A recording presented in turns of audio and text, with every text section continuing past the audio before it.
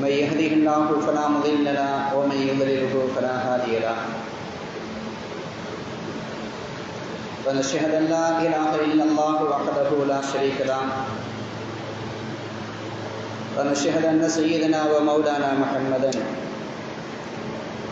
عبده ورسوله صلى الله عليه وسلم أما بعد فقد قال الله تعالى في كلامه القديم وفي الفرقان المجيد أعوذ بالله من الشيطان الرجيم بسم الله الرحمن الرحيم وما خلقت الجن والإنس إلا ليعبدون وقال تعالى قولا آخر ولقد كرمنا بني آدم صدق الله مولانا العظيم. புகழும் புகழ்ச்சியும் ஏக வல்லவன் அல்லாஹ் ஒருவனுக்கு உரித்தாகட்டுமாக. மேலும் அவனது கிருபையும் சாந்தியும் ஈருலகத் தலைவர் எம்பெருமானார் முஹம்மது முஸ்தபா ரசூலே கரீம் ஸல்லல்லாஹு அலைஹி வஸல்லம் அன்னவர்களின் மீதும், அன்னாரின் வாழ்க்கை வழிமுறைகளை பின்பற்றி நடந்த உத்தம சத்திய சஹாபாக்கள், தாபியங்கள், தபாய் தாபியங்கள், நாதாக்கள், ஷஹதாக்கள், சாலிஹீன்கள் போன்ற நல்லடியார்கள் மீதும்,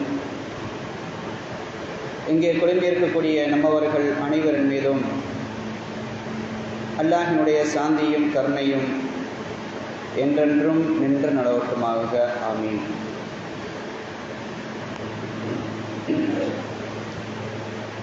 கண்ணியத்திற்குரிய அல்லாஹின் நல்லடியார்களே, அல்லாஹினுடைய அளப்பெரும் கிருபையினால் ஈதுல் மசாக்கீன் ஏழைகளின் பெருநாள் என்று அண்ணல் நபி ஸல்லல்லாஹு அலைஹி வஸல்லம் அவர்களின் மூலமாக வர்ணிக்கப்பட்ட ஜுமாவுடைய தினத்திலே நாம் எல்லாம் கூறியிருக்கிறோம். அல்ஹம்துலில்லாஹ். அன்பானவர்களே, மனிதன் தன்னுடைய வாழ்க்கையில் ஒவ்வொரு நிலையை அடையும் பொழுதும் அல்லது அடைந்தவர்களுடைய நிலையை காணும் பொழுதும் அவர்களை பார்த்து சொல்லக்கூடிய ஒரு வார்த்தை சிறப்பானவர், சிறப்பிற்குரியவர் என்பதாக சொல்லுவோம்.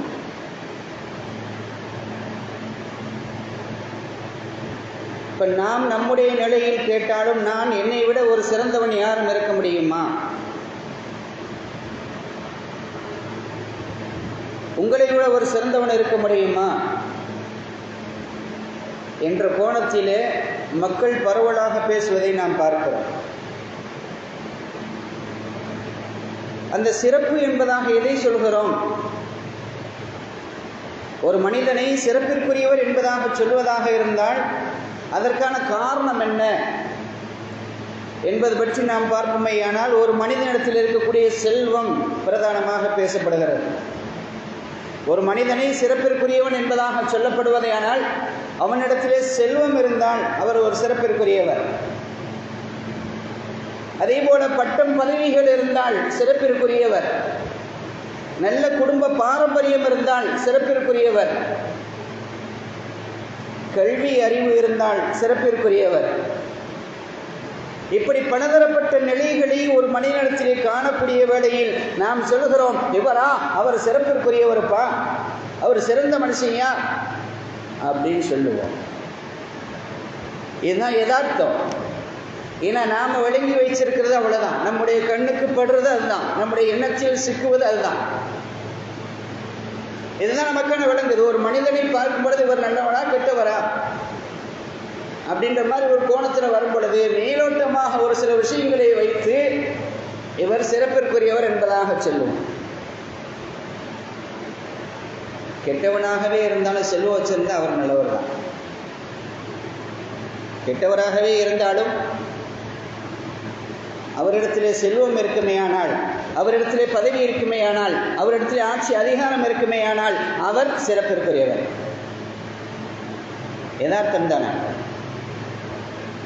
இது போன்ற நிலைகளில் நம்முடைய எண்ணங்களிலே யார் யாரையெல்லாம் சிறப்பிற்குரியவர் என்பதாக இந்த உலகத்திலே கணக்கிட்டு வைத்திருக்கிறோமோ இவர்களெல்லாம் சிறப்பிற்குரியவர்களா என்றால் நிச்சயமாக கிடையாது. நிச்சயமாக கிடையாது. ஒரு கட்டம் வரும் பொழுது அந்த சிறப்பு மாறிவிடும். அல்லாஹ் சொல்லுவான், பாலுக்கும் ஃபௌக பால், உங்களில் சிலரை விட மேன்மைப்படுத்தி வைத்திருக்கிறோம் என்பதாக அல்லாஹ் சொல்றான். இன்னைக்கு நான் சிறப்பாக இருக்கிறேன்னா இன்னொருத்தர் ஒரு சிறப்பு அடுத்தார், நான் போயிடுவேன். என்னுடைய ஹயாத்துக்கு பின்னாடியோ அல்லது என்னுடைய ஹயாத்துலேயே வேற யாரையாவது சிறப்பிற்குரிய என்பதாக சொல்லப்படக்கூடிய ஒரு நிலை வரும். அப்ப அந்த சிறப்பு என்பது நிரந்தரமா என்றால் நிரந்தரம் கிடையாது. ஆனால் உண்மையிலேயே சிறப்பிற்குரியவர்களாக இருப்பவர்களை யாராக இருப்போம் அப்படின்னா, நாம நமக்குள்ள சொல்லிக்கிறதில்லை சிறப்பு. சிறப்பிற்குரியவர் என்பதாக ஒருவரை அடையாளப்படுத்துவதற்கு நாம் நமக்குள்ளே சொல்லிக்கொள்ளக்கூடிய வார்த்தைகள் அல்ல. படைத்த ரப்புல் ஆலமீன் அல்லாஹ் சொல்லணும், அவனுடைய தூதுவர் முஹம்மது ஸல்லல்லாஹு அலைஹி வஸல்லம் அவர்கள் சொல்லணும், இவர்கள் எல்லாம் சிறப்பிற்குரியவர்கள் என்பதாக சொல்லணும். அல்லாஹ் 19வா சொல்லுவான். அல்லாஹ் இந்த மனிதனை பற்றி சொல்லுவோம் 19வா சொல்லுவான், வமா ஹலகத்துல் ஜின்ன வல் இன்ஸ இல்லா லியஅ்புதூன், மனித வர்க்கத்தையும் ஜின் வர்க்கத்தையும் என்னை வணங்குவதற்காகவே தவிர வேறு எதற்காகவும் நான் படைக்கவில்லை என்பதாக அல்லாஹ் சொல்றான். இது 19வா ஒரு வார்த்தை. இன்னொரு வார்த்தை அல்லாஹ் சொல்லுவான் குர்ஆன்ல 17வது அத்தியாயம் 70வது வசனத்தில் அல்லாஹ் சொல்லும் பொழுது, வலக்கது கர்ரம்னா பனி ஆதம், ஆதமுடைய மக்களை நாம் சங்கையான படைப்பாக வைத்திருக்கிறோம், மேன்மைப்படுத்தி வைத்திருக்கிறோம் என்பதாக சொல்றோம். இந்த உலகத்தில் இருக்கக்கூடிய படைப்பினங்கள்ல சிறந்தது எதுன்னு கேட்டால் அது நம்ம தான். உலகத்தில் இருக்கக்கூடிய படைப்பினங்கள்ல நாம சிறப்பிற்குரியவர்கள் மனிதர்கள். ஏன் நம்ம சிறப்பிற்குரியவர்களாக இருக்கிறோம்? ஒவ்வொன்றுக்கும், ஒவ்வொரு உயிரினத்திற்கும், ஒவ்வொரு படைப்பினங்களுக்கும் 1 அறிவு, 2 அறிவு, 3 அறிவு, 4 அறிவு, 5 அறிவு வரைக்கும் இருக்குது. 6வதாக ஒரு அறிவு, பகுத்தறிவு நமக்கு மட்டும்தான் இருக்கு. வேற எந்த ஜீவராசிக்கும் கிடையாது, எந்த படைப்புகளுக்கும் கிடையாது. சிறப்பிற்குரியவர் என்பதாக அல்லாஹ் சொல்வதற்கு காரணம், நமக்கு 6வதாக ஒரு அறிவை கொடுத்திருக்கிறார், பகுத்தறிவு அப்படின்னு சொல்லுவோம். 5 விதமான அறிவுகள் அப்படின்னு சொல்லி வரும்போது பார்த்தீங்கன்னா, பார்த்தறிதல், கேட்டறிதல், தொட்டறிதல், நுகர்ந்தறிதல், சுவைத்தறிதல் அப்படின்னு வருது 5. 6வதாக ஒரு அறிவு என்னங்க? பகுத்தறிவு. எது நல்லது எது கெட்டது அப்படின்னு தெரிஞ்சுக்கிறது தான் 6வது அறிவு. அது இல்லை அப்படின்னா நம்ம சிறந்தவராக இருக்க முடியாது. அந்த 5 அறிவுக்குள்ள ஜீவராசிகளை போல வந்துடுவோம். இப்போ 6வது அறிவை எப்படி செக் பண்ணிக்கிறது? எல்லா விஷயத்திலையும் பார்ப்போம், ஆனால் மார்க்க சார்ந்த விஷயங்களில் மட்டும் கோட்டை விட்டுரும். மலம் இருக்கிறது, சந்தனம் இருக்கிறது, 2ம் கலரில் ஒன்று, ஆனால் மனத்தில் வேறு. எல்லா கலர் ஒன்று தானே அப்படின்னு நினச்சி நான் மலத்தள்ளி பூசிக்கிடுவேன் அப்படின்னு சொன்னான்னா அவனை என்ன சொல்கிறது? அப்போ அந்த அறிவுக்கு அந்த வேலை இல்லை. அறிவு இருந்தும் பிரயோஜனம் இல்லை. இன்னைக்கு அது மாதிரி ஒரு சூழலில் தான் இன்றைக்கி நம்முடைய நிலைகள் இருக்குது. அல்லாஹ் சொன்ன அவளுக்கு கர்ரம்னா பனி ஆதம், ஆதமுடைய மக்களை நாம் கண்ணியப்படுத்தி இருக்கிறோம், மேன்மைப்படுத்தி வைத்திருக்கிறோம் என்பதாக அல்லாஹ் சொல்றார். அந்த மேன்மைக்குரியவர்கள் யார், அவர்கள் எப்படிப்பட்ட நிலையில் இருப்பார்கள் என்பதை பற்றி இஸ்லாம் நமக்கு தெளிவாக சொல்லிக்கிட்டே வரும் வரிசையாக. அதில் நம்ம முன்னாடி சொன்ன மாதிரி நம்முடைய கண்ணோட்டத்தில் யாரையும் பார்க்கும் பொழுது இவர் தான் சிறந்தவர் அப்படின்னு நினச்சிக்கிறோம் ஒரு சில செயல்பாடுகளை வைத்து. ஆனால் அல்லாஹ் சொல்கிறான், உண்மையில் சிறந்தவர்கள் யார் தெரியுமா? தன்னுடைய அருள்மறையில் அல்லாஹ் சொல்லி காட்டும் பொழுது 66வது அத்தியாயம் 11வது வசனத்தில் அல்லாஹ் சொல்றான், வலரபல்லாஹு மஸலல் லதீன ஆமனு ரஅத ஃபிர்அவுன், ஒரு ஆளு. இரண்டாவதாக அல்லாஹ் சொல்லுவான், அதே 66வது அத்தியாயம் 12வது வசனத்திலே சொல்லுவான், ஓ மரியம் இப்னத் இம்ரான், இரண்டாவது. இந்த 2 பேருமே யாருங்க? பெண்கள். 2 பேரும் பெண்கள். இந்த உலகத்தில் சிறப்பிற்குரியவர்களாக வாழ்ந்தவர்கள் என்பதாக அல்லாஹ் சொல்றார். நபிமார்களை கணக்கில் எடுக்காதீங்க, அவங்களுடைய தரஜா வேற. மனிதர்கள், யதார்த்தமான மனிதர்கள் என்ற அடிப்படையில் 2 நபர்கள் மிகவும் சிறப்பிற்குரியவர்களாக இருந்தார்கள். நீங்கள் உங்களுடைய கொள்கை கோட்பாடுகளிலே இவர்களை பார்த்து வாழ்ந்து கொள்ளுங்கள். அவங்க கிட்ட பார்த்து முன்மாதிரியா எடுத்துக்குங்க.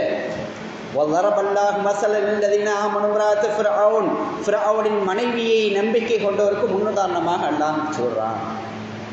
முன்னுதாரணமா சொல்றான், அவர் மாதிரி வாழு, இந்த இவர் மாதிரி வாழு அப்படின்னு இறைவன் நமக்கு சுட்டி காட்டுகிறான். அப்படி அவருடைய வாழ்க்கை எப்படி இருந்திருக்கு?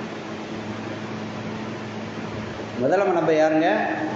முதலாம் நபர் ஃபிரௌனின் மனைவி ஆசியா அம்மையார். ஃபிரௌனின் மனைவி ஆசியா அம்மையார் அவர்கள் சிறப்பிற்குரியவர்கள் என்று அல்லாஹ் சொல்றான். இரண்டாவது யாரை சொல்றான்? ஓ மரியம் இப்னத் இம்ரான். இம்ரான் என்பவரின் மகளான மரியம் என்பதாக அல்லாஹ் சொல்றான்.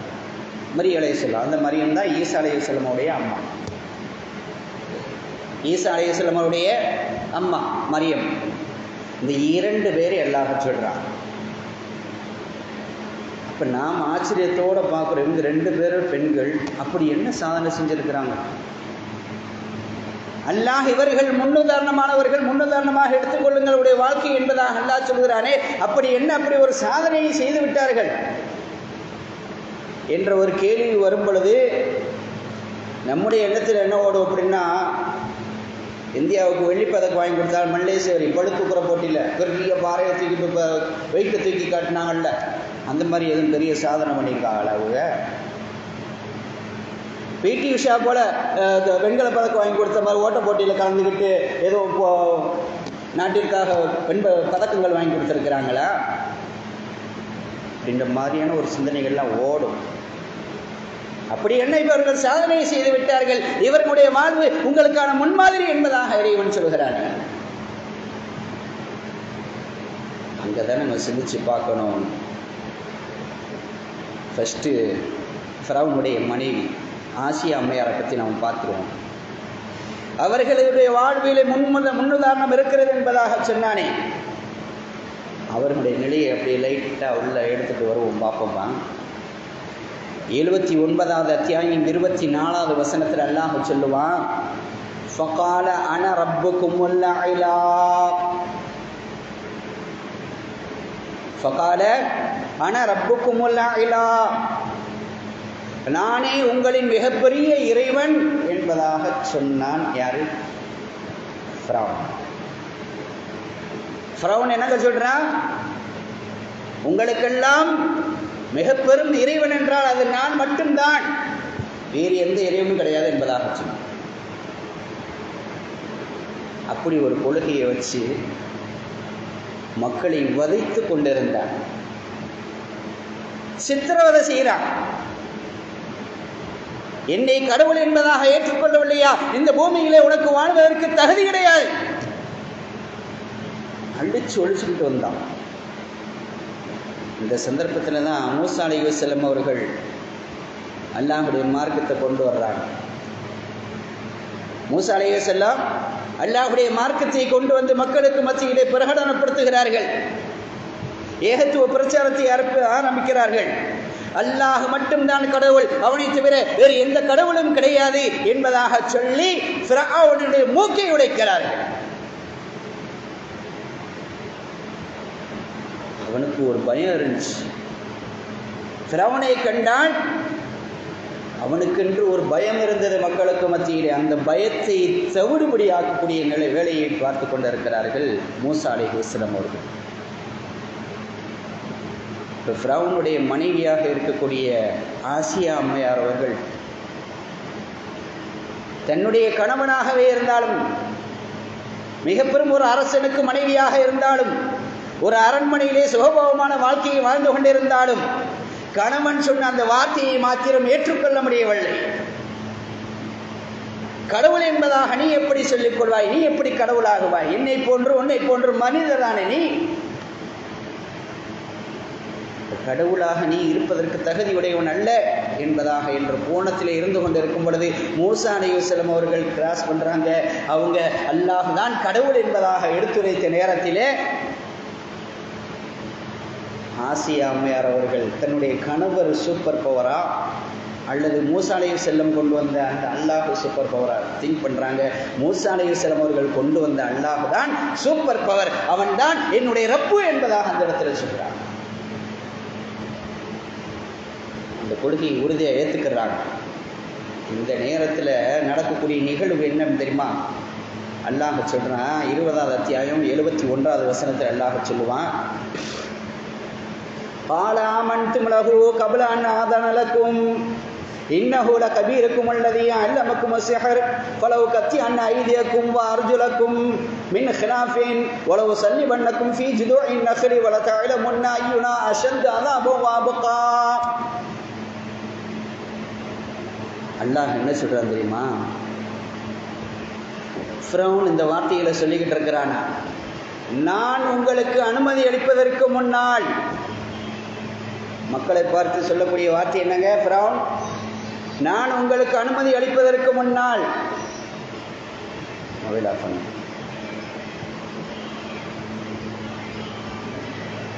நான் உங்களுக்கு அனுமதி அளிப்பதற்கு முன்னால் அவரை நீங்கள் நம்பி விட்டீர்களா? அவர் கொண்டு வந்த அந்த இறையை ஏற்றுக்கொண்டீர்களா? அவரே உங்களுக்கு சூனியத்தை கற்றுத்தந்து உங்களது குருவாக இருக்கிறார். அதே போல உங்களை மாறுகை வெட்டி எடுத்துருவேன். அவரை நீங்கள் நம்பிட்டீங்க அப்படின்னா, அவர் கொண்டு வந்த மூசா அலைஹிஸ்ஸலாம் அவர்கள் கொண்டு வந்திருக்கக்கூடிய கடவுளை யார் கடவுளாக ஏற்றுக்கொள்கிறார்களோ, என்னை கடவுளாக ஏற்பதை மறுத்து அவரை ஏற்றுக்கொள்கிறார்களோ, அப்படிப்பட்ட அந்த நபர்களுக்கு மாறுகால் வாங்கிடுவேன். வலது கையை விட்டுனா இடது கால், இடது கையை விட்டுனா வலது கால், இப்படி முண்டங்களா சுத்த விட்டுருவேன் நான். யாருங்க? ஃபிரௌன் இப்படி மக்களை பயமுறுத்தி கொண்டிருக்கிறான். மக்களும் நடுநடுங்கி போயிருக்கிறார்கள். யார் மூசா அலைஹிஸ்ஸலாம் அவர்களை ஏற்றுக்கொண்டார்களோ அத்துணை நபர்களுக்கும் அதே கதிதான் நடந்தேறி கொண்டிருக்கிறது. இந்த சூழலில் ஆசியா அம்மையார் அவர்கள் உன்னால் என்ன செய்ய முடியும்?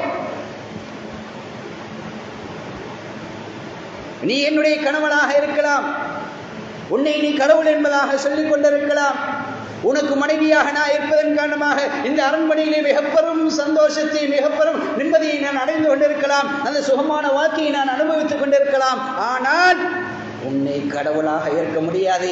கடவுள் என்பதற்கான தகுதி உனக்கு இல்லை. மூசா அலைஹிஸ்ஸலாம் அவர்கள் யாரை கையை காட்டுகிறார்களோ அந்த அல்லாஹ் தான் படைத்தவன் என்ற கொள்கையை அந்த இடத்துல சொல்றாங்க. அவங்களுக்கு தெரியும். இந்த வார்த்தையை அவனிடத்திலே சொன்னால் சுகமாக வாழக்கூடிய இந்த அரண்மனை வாழ்க்கை போயிடும். மிக பெரும் ஒரு அரசனுக்கான மனைவி என்ற அந்த அந்தஸ்து போயிடும். அதுவும் இல்லாமல் அவனுடைய சித்திரவதைக்கு ஆளாகக்கூடிய ஒரு நிலை ஏற்பட்டுரும். நம்மை மார்கை மாடுகள்லாம் வாங்கிடுவான் அப்படின்றது விஷயமும் உங்களுக்கு தெரியும். அந்த விஷயங்கள் தெரிந்தும் கூட அந்த இடத்திலே அவர்கள் அந்த ஈமானிய கொள்கையை முறையாக ஏற்றுக்கொண்டார்களே, அது போன்ற நிலை நமக்கு வர வேண்டும். அந்த ஈமானிய பலம் நம்ம இடத்துல இருக்க வேண்டும். இந்த நேரத்தில் அல்லாஹ்விடத்தில் அவங்க உதவி தேடினாங்க. எப்படி கேட்டாங்க தெரியுமா? அந்த இடத்துல எப்படி கேட்குறாங்கன்னா, வதரபல்லாஹு மஸலல் லல்லதீன ஆமனு இம்ராஅத ஃபிரௌன் இத காலத் ரப்பி பினி லி இந்தக பைத்தன் ஃபில் ஜன்னா வனஜ்ஜினி மின் ஃபிரௌன வஅமலிஹி வனஜ்ஜினி மினல் கௌமில் ஸாலிமீன். ஆசியா அம்மா அல்லாஹ் இடத்துல துஆ செய்றாங்க, என் இறைவா, சொர்க்கத்திலே உன்னிடம் எனக்கு ஒரு வீட்டை ஏற்படுத்திக்கொள். இந்த உலக வாழ்வு எனக்கு பெரிதல்ல. ஒரு அரசனுக்கு நான் மனைவி என்பது எனக்கு பெருமை அல்ல. ஈமானோடு வாழ்ந்து ஈமானோடு மரணிக்க வேண்டும். என்னை ஒரு கால் என்ன வேண்டுமானால் அவன் செய்யலாம். எப்படி செய்தாலும் இறைவா, உன்னிடத்திலே சொர்க்கத்திலே எனக்கு ஒரு மாளிகையை நீ ஏற்படுத்தி கொடு. ஃபிரௌனிடமிருந்தும் அவனது சித்திரவதையிலிருந்தும் என்னை நீ காப்பாற்று என்பதாக ஃபிரௌனின் மனைவி கூறினாங்க. அப்படின்னா நம்முடைய நம்பிக்கையை பார்க்கணும், அவருடைய ஈமானுடைய நிலைப்பாட்டை நம்ம பார்க்கணும். அப்படிப்பட்ட நிலைப்பாட்டில் நம்முடைய ஈமான் இருக்குமா? பேருக்கு இருக்கும். வாட்ஸ்அப்பில் ஃபேஸ்புக்கில்லாம் ஸ்டேட்டஸ்லாம் பயங்கரமாக வைக்கும்போது வச்சுக்கிடுவாங்க, டிபியில் வைக்கும்போது அழகாக வச்சுக்கிறான். ஈட்டி முனையில் நிறுத்தினாலும் ஈமானை இழக்க மாட்டோம். முறையாக ஒரு 5 நேரம் தொழுகை தொழ முடியலை, நோன்புடைய காலத்தில் நோன்பு வைக்க முடியலை. இறைவன் கொடுத்த அந்த செல்வத்தை எங்கேயுமே நீ சம்பாதிச்சேன்னு சொல்லவே இல்லை அல்லாஹ் குர்ஆனில். நாம் கொடுத்த வட்டியிலிருந்து நீ செலவு செய்யும் தான் சொல்லுவான். அதில் கணக்கு பண்ணி கொடுக்க மாட்டோம். மிகுதமாக அல்லாஹ் கொடுத்துருந்தா ஹஜ்ஜுக்கு போக மாட்டோம், உறவுகளோடு சேர்ந்து வாழ மாட்டோம், உதவிகள் பல செய்ய மாட்டோம், நல்ல அமல்களில் ஈடுபட மாட்டோம், நற்செயல்கள் காரியங்களில் ஈடுபட மாட்டோம். ஆனால் டீப்பில் என்ன வச்சிருப்பாரு? சமூக வலைதளத்தில் தனக்கான அடையாளமாக எப்படி வச்சிருப்பாரு? ஈட்டி முனையில் நிறுத்தினாலும் ஈமானை இழக்க மாட்டோம். வெத்து வெட்டு. அப்படி அல்ல, இப்படி இருக்க வேண்டும் ஈமான். மிக பெரும் ஒரு அரசனுக்கு சொந்தக்காரி, அரசனுடைய மனைவி, ஒரு அரண்மனையுடைய அரண்மனையுடைய அரசி, சுகமான ஒரு வாழ்வு, எப்படி வேண்டுமானால் வாழலாம் என்ற நிலையில் இருக்கும் பொழுது ஈமான் என்ற ஒரே ஒரு காரணத்திற்காக வேண்டி அந்த கொடுங்கோடன் ஃபிரௌனிடமிருந்து அல்லாஹ்விடத்தில் பாதுகாப்பு தேடி ஈமானோடு தன்னுடைய வாழ்க்கையை முடித்துக் கொண்டார்களே ஆசியா அம்மையார், அது போன்ற ஈமானோடு நீங்கள் வாழுங்கள். அவர் சிறந்தவர், அவரை பண்பற்றி உங்களிடத்திலே ஈமான் இருக்குமேயானால் அதே ஈமானோடு நீங்களும் சிறந்தவர். நீங்க சொல்ற மாதிரி எவர்கிட்ட பட்டம் இருக்கு, பதவி இருக்கு, பவுஸ் இருக்கு அப்படின்றதுக்காக அவர் சிறந்தவர் கிடையாது. உறுதித்தன்மை, அந்த உறுதியான ஈமான் இருக்கக்கூடிய அந்த அம்மா சிறந்தவங்க. 2வது பெண்மணியாக யாரை சொல்றா அப்படின்னா, மரியம் இப்னத் இம்ரான். இம்ரான் அவர்களுடைய மகளார் மரியம் அவர்களை பற்றி எல்லாம் சொல்றார். இப்போ ஈசா அலைஹிவஸல்லம் அவருடைய தாயார் நம்ம சுருங்க விளங்குறதா இருந்தால், ஈசா அலைஹிவஸல்லம் அவர்களுடைய தாயார், அவர்களை பற்றி அல்லாஹ் சொல்லுவான். 62வது அத்தியாயம் 12வது வசனத்தில் அல்லாஹ் சொல்லும் பொழுது, மரியம் இப்னத் இம்ரான் அல்லதி அஹ்ஸனத் ஃபர்ஜஹா ஃபனஃபக்னா ஃபீஹி மின் ரூஹினா வஸத்தகத் பிகலிமாத்தி ரப்பிஹா வகுதுபிஹி வகானத் மினல் கானிதீன். அல்லாஹ் என்ன சொல்றான்னா, இம்ரானின் மகள் மரியமையும் இறைவன் முன்னுதாரணமாக கூறுகிறான். உங்களுக்கான வாழ்வியல் முன்னுதாரணமாக இம்ரானின் மகள் மரியமை கூறுகின்றான்.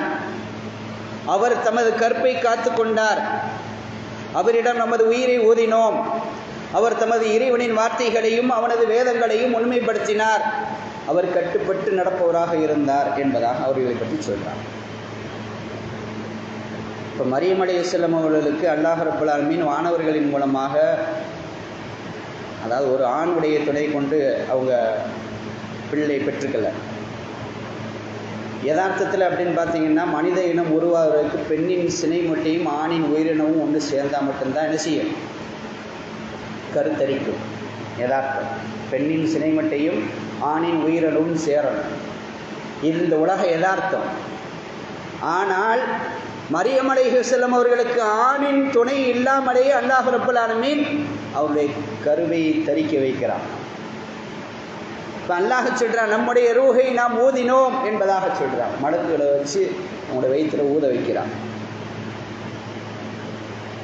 அதன் காரணமாக அவருடைய வயிறு கருத்தரிக்கிறார்கள், பிள்ளையை பெற்று எடுக்கிறார்கள். இந்த பிள்ளையை பெற்று எடுத்தாச்சு, இப்போ ஊர் வாய் அடைக்க முடியுமா? நல்லா வாழ்ந்தாலே நாசமாக போகிற மாதிரி பேசுவான். நல்லபடியாக வாழ்ந்தவங்களே அப்படியா இப்படியான்னு சொல்லி கதையாக கற்பனையில் மிதந்து தள்ளுவான். 2 அடி பாம்பு கிட்டத்தட்ட 15 அடி பாம்பாக மாறின கதை தெரியுமா? 2 அடி பாம்பு. அத்தாவும் மகன் உட்காந்து வாசலில் பேசிக்கிட்டு இருக்கிறாங்க. இரவுடைய முற்பகுதியில் தூங்குறதுக்கு முன்னாடி வீட்டு வாசலில். அப்போது ஒரு சின்ன பாம்பு ஒன்று அந்த பக்கம் வருது. அத்தான் அடிச்சிட்டார். அடித்தாச்சா, பையனுக்கு சின்ன ஒரு 5-6 வயசு பையன். இப்போ அத்தா பாம்பு அடிச்சிட்டார். வீட்டுக்குள்ளேருந்து அம்மா பதறி விட்டு வருது. என்னங்க அப்படின்னு. பாம்பு பொண்ணு. எங்கே பாம்பா அப்படின்ட்டு. முடிஞ்சு போச்சு. நைட்டு முடிஞ்சிடுச்சு. மறுநாள் காலையில் தண்ணி பிடிக்க போகிற இடத்துல இந்த அம்மா சொல்லுது. யார்? அந்த வீட்டம்மா. சொல்கிறத கொஞ்சம் பெருசாக தர சொல்லணும். மிகைப்பச்சுனா தானே கெத்தாக இருக்கும் அப்படின்ட்டு இந்த எத்தாந்துட்டு ஒரு ஆள் ஒசரத்துக்கு பாம்புமா, என் வீட்டுக்காரர் என் பிள்ளைய உட்காந்துருக்கும்போது வந்துருச்சு அப்படின்ச்சு. இதை காதில் வாங்கினாங்க. உள்ளே இருந்தம்மா பக்கத்து தெருவில் போய் சொல்லிச்சான். பக்கத்து தெருவில் போய் சொல்லுது. தெரியுமா, போன நேற்று அந்த தெருவில் ஒரு பாம்பு அடித்தாங்களாம்மா. அந்த பாம்பு பார்த்தீங்கன்னா இந்த ரோட்டுக்கும் அந்த ரோட்டுக்கும் கிடந்துச்சான். வெளியூர்லேருந்து ஒரு ஆள் விருந்தாளியாக வர்றாரு ஒரு தெருவுக்கு. அந்த விருந்தாளியாக வந்தவர்கிட்ட சொல்லியிருக்காரு, நேற்று எங்கள் ஊரில் ஒரு பாம்பு அடித்தாங்க, பண்ணை மரத்தில் பாதி இருந்துச்சு அப்படின்னு. பண்ணை மரத்தில் பாதி இருந்துச்சு அப்படின்னு. ஊர் வாய் அப்படித்தான். 1 9 ஆக்குறாங்க. சும்மா பேசிக்கிட்டு இருக்கவனு எல்லாம் பண்ணி முடிச்சுட்டானே பேசி முடிச்சுடுவாங்க. சும்மா யதார்த்தமாக என்னம்மா சரியா நல்லா இருக்கீங்களா, பிள்ளோட்டிலாம் நல்லா இருக்கா அப்படின்னு பேசிக்கிட்டு இருந்தால் கூட எல்லாமே முடிச்சிடுவாங்க கற்பனையிலேயே. இது உலகம். இதே வார்த்தை பிள்ளையை சுமந்து பெற்றுக்கொண்டு வரும் பொழுது அந்த ஊர் எப்படி பேசும்? மரியம் அலைஹிஸ்ஸலாம் அவர்களுக்கு அந்த வார்த்தைகள் பேசப்படுகிறது. அவர்களை பார்த்து மக்கள் எல்லாம் சொன்னார்கள், உன்னுடைய தாய் எப்படி இல்லையே, உன்னுடைய தந்தை எப்படி இல்லையே, நீ ஏன் இப்படி இருக்கிறாய், ஒரு பிள்ளையை பெற்றெடுத்து வந்திருக்கிறாயே என்பதாக மக்கள் வாய்க்கு வந்தபடி எல்லாம் சொல்லி முடிக்கிறான். நார்மலாக இருக்கக்கூடிய நல்ல பெண்ணாக இருந்தால் இப்போ காலத்து பொண்ணு தூக்கு போட்டு செத்துரு வாழ்வான். உண்மையிலேயே நார்மலாக இருக்கக்கூடிய ரோசக்காரிகளாக இருந்தால் என்ன செஞ்சிருவாங்க, இப்படிப்பட்ட அவதூறுக்கு ஏன் உயிரோட வாழணும்னு செத்துருவான். அத்துணை வார்த்தைகள் பேசப்பட்ட போதும் அத்துணைக்கும் அமைதியாக இருந்து அல்லாஹ் இருக்கிறான் என்று அந்த உணர்வோடு இருந்தார்கள். அல்லாஹ் நிரூபிச்சுட்டான், அது வேற விஷயம். தொட்டில் குழந்தையை அல்லாஹ் பேச வச்சான். தொட்டில் குழந்தையை அல்லாஹ் பேச வச்சு உண்மைப்படுத்திட்டான். எந்த ஆணோடும் தொடர்பு கிடையாது, இறைவன் மூலமாக நான் பிறந்திருக்கிறேன். முடிஞ்சு வச்சு முடிஞ்சிச்சா? இப்போ அந்த இடத்திலே அவர்கள் காத்த அந்த பொறுமை இருக்கு இல்லையா, ஒரு மனுஷனுக்கு பொறுமை அவசியம் அப்படின்னு சொல்ல, அந்த பொறுமை உணர்வோடு இருக்கக்கூடிய நபர்கள் சிறப்பிருக்கிறவர்கள். எப்படிப்பட்ட ஒரு இக்கட்டான ஒரு சூழல் வந்தாலும் அத்துணை சூழலிலும் அதனை எதிர்கொண்டு நாம் பொறுமையாக இருக்க வேண்டும். ஒரு தவறான முடிவுக்கு சென்றுவிடக்கூடாது, தவறான எண்ணங்கள் நமக்கு வந்துவிடக்கூடாது என்ற உணர்வோடு இருந்தார்களே. அப்படிப்பட்ட அந்த மரியம் அலைஹிஸ்ஸலாம் அவர்களை பற்றி அல்லாஹ் சொல்றார், அவருடைய வாழ்வில் உங்களுக்கு முன்னுதாரணம் இருக்கிறது. ஆசியா அம்மையார் அவர்கள் ஈமானுடைய பலத்தால் உங்களுக்கு முன்னுதாரணம். மரியம் அலைஹிஸ்ஸலாம் அவர்கள் பலவிதமான அவச்சொற்கள் வந்தாலும் அத்தனை விஷயங்களையும் சகித்துக் கொண்டு பொறுமை காத்தார்களே, அந்த பொறுமையுடைய விஷயத்திலே உங்களுக்கு ஒரு முன்னுதாரணம் இருக்கிறது. இது அல்லாஹ் சொல்லக்கூடிய விஷயம். அப்போ முன்னுதாரணமாக இருப்பவர்கள் சிறப்பிற்குரியவர்கள் இந்த வாழ்க்கையில் அப்படின்னா அவங்க யார் அப்படின்ற பட்டியலை பார்த்து அல்லாஹ் சொன்னது இந்த 2 பேரை சொல்லியிருக்கிறான். நபி பெருமானார் ஸல்லல்லாஹு அலைஹி வஸல்லம் அவர்கள் சொன்னாங்க, ஏழையாக இருக்கக்கூடியவர்கள் சிறப்பிந்தவர்கள். காரணம், அவர்களை நான் மறுமையில் அவர்கள் மேராஜிற்கு சென்றிருக்கும் போது நான் பார்த்தேன், அங்கே சொர்க்கத்திலே அதிகமாக ஏழைகள் தான் இருந்தாங்க. அதனால் அவங்க சிறப்பிற்குரியவர்களாக இருக்கிறாங்க. ஏழை என்பது அர்த்தம் கிடையாது, சிறந்தவர்கள். அதுக்கு உதாரணம் ஒரே ஒரு விஷயத்தை மட்டும் சொல்லி நான் முடிச்சிடுறேன். ரசூலுல்லாஹி ஸல்லல்லாஹு அலைஹி வஸல்லம் அவர்கள் சஹாபா தோழர்களோடு அமர்ந்திருக்கிறார்கள். அந்த நேரத்திலே மக்களிலே சிறந்தவர்கள் யார் என்பதாக கேட்கிறார். அந்த விடயத்துக்கான விளக்கம் தானே தர்றோம், விளக்கம் தருகிறோம். ரைட். ரசூலுல்லாஹி ஸல்லல்லாஹு அலைஹி வஸல்லம் அவர்களும் அந்த தோழர்களும் அமர்ந்திருக்கும் போது ஒரு நபர் சென்று கொண்டிருக்கிறார். செல்லும் பொழுது நபி அவர்கள் கேட்டாங்க, இவரை பற்றி நீங்கள் என்ன நினைக்கிறீங்கன்னு கேட்டாங்க.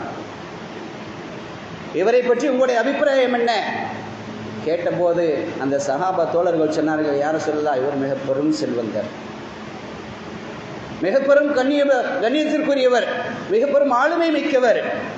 இவர் எங்கே போய் என்ன நின்னாலும் எந்த இடத்துக்கு போனாலும் இவருக்கு சிறப்பு இருக்கு. ஏன் ஒரு பெண் கேட்க போனாலும் உடனே பெண் கொடுப்பார்கள். இவர் யாருக்காவது சிபாரிசு செய்தால் அவருடைய சிபாரிசு ஏற்றுக்கொள்ளப்படும். இவரை நம்பி எது வேண்டுமானாலும் நடக்கலாம். அப்படியா? சரி. சிறிது நேரம் கழித்து இன்னொரு நபர் செல்கிறார். இவரை பற்றி உங்களுடைய அபிப்பிராயம் என்ன? நபி அவர்கள் கேட்டார்கள். கேட்டதற்கு யார சொல்லலாம், இவர் மிக பெரும் ஒரு ஏழை, இவர் மிக பெரும் ஒரு ஏழையாக இருக்கிறார். இவர் மக்களுக்கு மத்தியில் பிரபலம் கிடையாது. இவர் போய் பெண் கேட்டால் யாரும் பெண் கொடுக்க மாட்டாங்க. இவர் ஒரு சபை ஏறி பேச நினைச்சு போது வாய மூடிட்டு உட்காருன்னு சொல்லிடுவான். அவருடைய பேச்சுக்கு கூட மரியாதை கிடையாது. அப்படிப்பட்ட நிலையில் இருப்பவர் என்பதாக சொன்னார். இப்போ ரசூலுல்லாஹி ஸல்லல்லாஹு அலைஹி வஸல்லம் அவர்கள் சொன்னார்கள், நீங்கள் முந்தி ஒருத்தரை சொன்னீர்களே, அவரை போன்று இந்த உலகத்திலே எல்லாரும் நிரம்பி இருந்தாலும் இவருடைய சிறப்பிற்கு இவருடைய அந்தஸ்திற்கு இதாகவும் அவர் வரமாட்டார்.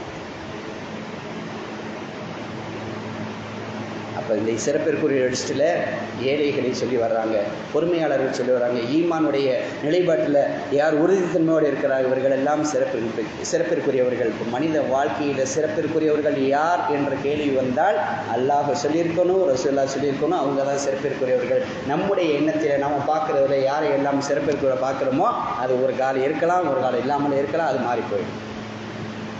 அதுவல்ல சிறப்பு, நிரந்தரம் கிடையாது. நிரந்தரமான சிறப்பிற்குரியவர்கள் அல்லாஹ்வும் ரசூலும்